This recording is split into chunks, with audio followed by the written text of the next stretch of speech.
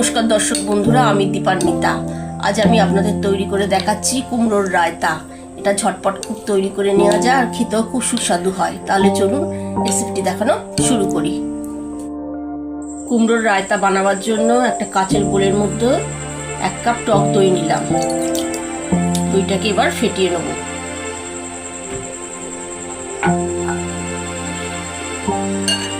চামচের সাহায্যে ফেটিয়ে নিচ্ছি। দইটা এবার ফেটানো হয়ে গেল। এবার এর মধ্যে দেবো 1 চামচ নুন, 1 চামচ চিনি, আর দিলাম 1 চামচ জিরে ভাজার গুঁড়ো। এখানে 300 গ্রাম কুমড়োকে খোসা ছাড়িয়ে সিদ্ধ করে নিয়েছি। দইয়ের মধ্যে এগুলোকে দিয়ে দিচ্ছি।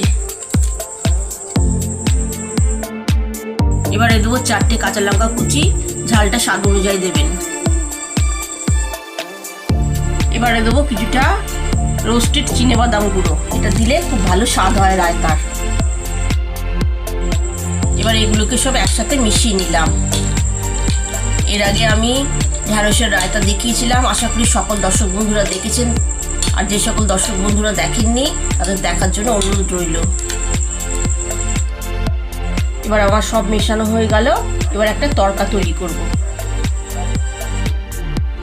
এবার গ্যাসটা জ্বালিয়ে একটা তড়কা প্যানের মধ্যে 1 চামচ ঘি দিয়েছি। আপনারা ঘিয়ের বদলে সাদা তেল দিয়েও করতে পারেন। এটা এবার গরম হয়ে গেছে। এবার এর মধ্যে দিলাম 1 চামচ কালো সর্ষে দানা, আর 1 চামচ গোটা জিরে, আর দিলাম 1/2 চামচ হিং।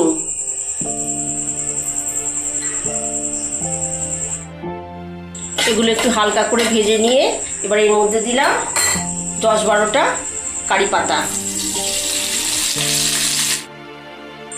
এগুলোকে এবার আমার সব ভাজা হয়ে গেল। এবার গ্যাসের ফ্লেমটাকে আমি অফ করে দিলাম।